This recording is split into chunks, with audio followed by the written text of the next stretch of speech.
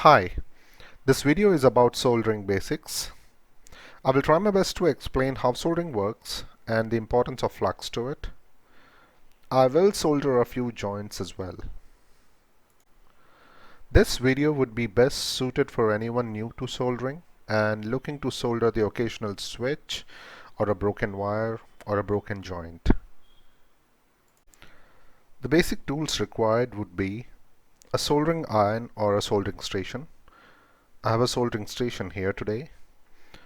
Some solder, preferably leaded solder. Flux. I have some Amtech flux which I have filled in a syringe over here.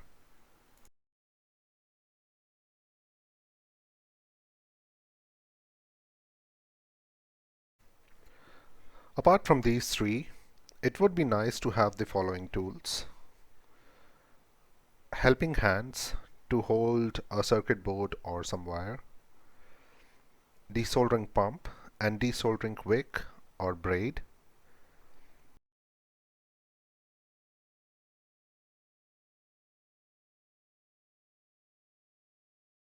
Tweezers.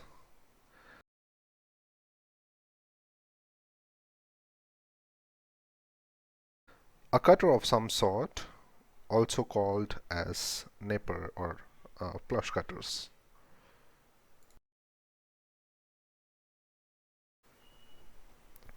Soldering is a process used to form a joint between metal parts or components. This joint forms an electrical bond and a reasonably strong mechanical bond. Here we have a circuit board with soldered components. Soldering typically uses a low melting point metal alloy, solder in this case, which is melted and applied to the metal parts to be joined. On cooling, the solder bonds to the metal parts and forms a connection when it solidifies. I will be using this spool of leaded 6040 solder. By 6040, I mean this solder has 60 parts of tin and 40 parts of lead. Soldering is commonly used for assembling electrical and electronic components. Here we have a board with multiple soldered components. When a joint is soldered, solid solder wire is heated till it melts and flows. The solder tends to flow to the places which are heated enough and forms a bond at molecular level, provided the surfaces to be bonded are clean of oxides and impurities. Oxidation impacts the process of soldering negatively. A surface oxidized will have difficulty bonding to the heated solder, which will lead to poor joints. A solder joint which has not flowed properly will lead to a poor bond. A surface may look clean, but it will still have oxidation to some levels which won't be visible to the naked eye. And this is where flux plays an important role in soldering. Flux, when heated in contact with oxidized surfaces, boils away while clearing the oxidation. Also, the molten flux provides a layer to prevent further oxidation while the soldering is done. Once the molten solder flows, it bonds with the contact metal and forms a solid joint. The upper layer of the solder, which is visible to the naked eye, may get oxidized again, but that is alright, as the surface which bonds to the metal underneath has formed a good bond in the absence of oxygen. So let's get to the soldering part. To understand soldering, in this video I will be joining two pieces of wire and also solder a couple of through hole pins. I will be using a soldering station which I set at about 300 degrees Celsius. My station has an offset of about 15 degrees. So I will be setting it at about 315. So the actual temperature it delivers will be 300 degrees Celsius approximately.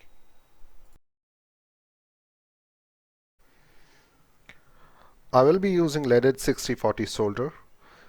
This particular solder melts at 188 degrees Celsius. This is a flux cored wire, as in there is a small amount of flux in the middle of the wire.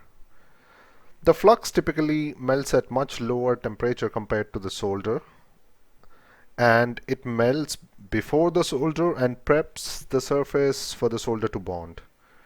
You can use lead-free solder as well, though that would need higher temp on your iron or your station.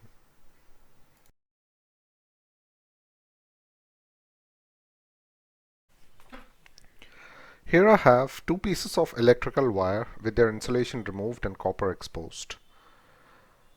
I will fix these on my helping hands. Though it is not essential to have helping hands if you solder rarely, but it is a nice to have. I will twist these wires together and fix these to the clips. We will solder wires in two slightly different methods. One, by directly applying the solder wire without any additional flux, and secondly, by applying additional flux and applying molten solder. Though both would lead to equally good joints, I just want to demonstrate uh, the methods which you can use to solder. Let's start by not using any additional flux. First, I will bring my soldering station to temperature. I'll increase the temp to about 300 degrees Celsius. I'll just wait a few seconds. I'll apply some solder to the tip and clean it, because this tip has been unused for a few days and the solder on top of it has probably oxidized.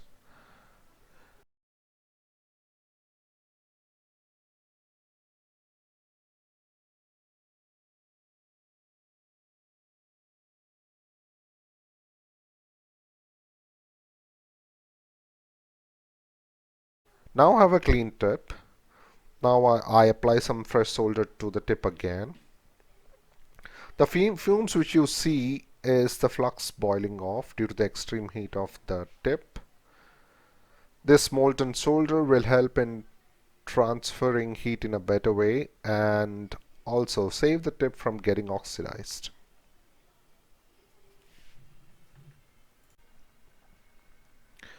The idea behind soldering is heat both surfaces which are to be bonded and then apply solder to the joint.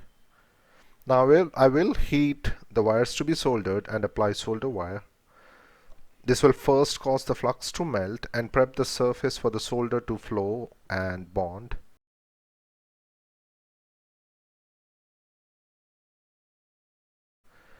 As you can see, the solder is flowing and it is forming a bond. One more thing to notice over here is it is important that the solder liquefies, and once liquefied and the surface is clear of oxides, the solder will automatically flow into all the heated areas. I'm just waiting for the joint to cool down. And as we can see, this is a pretty decent joint. I see a shiny surface, a little bit of yellow flux which has solidified, which we can get rid with alcohol swab. This is a pretty decent joint, though we might have a little bit of extra flux over here, but that is a solid joint.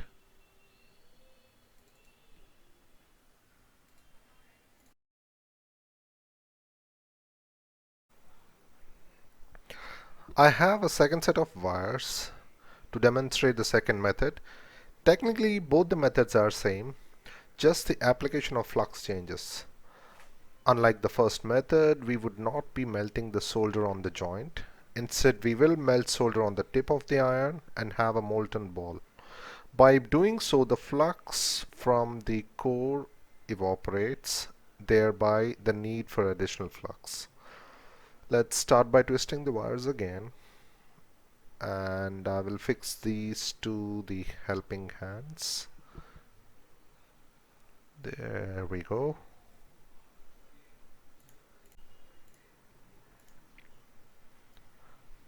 Now I will apply some flux to the joint. You do not really need a lot, but you won't go wrong if you use a lot. Just the cleanup takes longer. I've kept my soldering iron already heated and it's already ready. I will melt some solder on the iron, just enough to form a blob of solder. Oh, there we go. The flux is burning off. Now I will reflow the solder to the joint from the tip. As you can see, the flux keeps burning away and the solder takes its place. There we go. Maybe a little bigger blob of solder would have helped. Let me just add some more to it. The point is, we either melt the solder on the joint or flow the solder to the joint. In the second method, since the flux from the core has already burnt off, we apply additional flux. And here we have a equally good joint, equally shiny as well. I'll just add some solder to the tip of my iron to keep it from getting spoiled. Let's compare both the joints. I think both the joints are good. I probably have a little more solder on the blue wire, but both are good and strong joints. And after this, you could either cover the joint in some heat shrink or cover it with electrical tape. But if you notice, the solder has flown and bonded well to the copper surface of the wire strands. I can give these a tug and they won't break away easily. I'll show both the bonds closer. That's a good shiny joint. The flow seems good on this as well.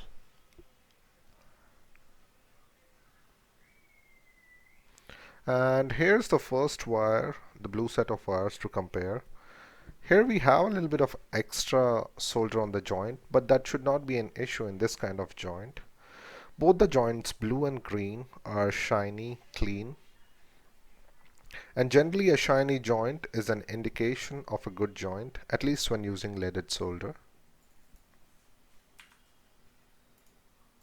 Moving on, I will demonstrate soldering of through-hole pins on this board. I've already mounted the board on my helping hands, and this was one of my first soldering practice board since I do not have any current board to demonstrate on. I've desoldered a couple of pins for this particular video. I'll apply some flux onto the joint, if I can hold my hand steady. I only want a little flux. Too much will lead to a messy cleanup work. Not that it will affect the soldering process.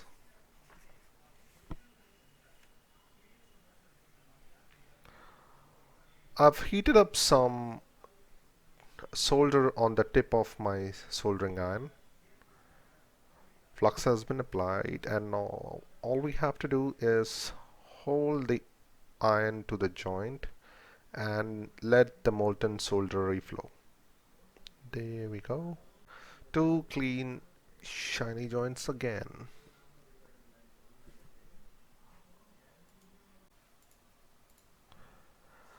Remove the board from the clips and the joints look good. A good joint would be triangular with concave surfaces. Here the joint is a bit bulgy, indicates usage of excess solder being used. It's okay in this case, but for someone in a production environment, it probably would not be accepted. The bottom line is not my best work. Some joints have not flown properly, as this was done during my early days of soldering. To summarize this video, the two surfaces which have to be soldered and bonded should be clean and without corrosion or oxidation. Both the surfaces have to be heated and solder has to be either melted on them or flown to them. This leads to a good bond between the joints. Hopefully you find this video useful. If you have any comments or disagree with anything, leave a comment down below and I'll try my best to answer back. Until next time, thanks for watching. Cheers.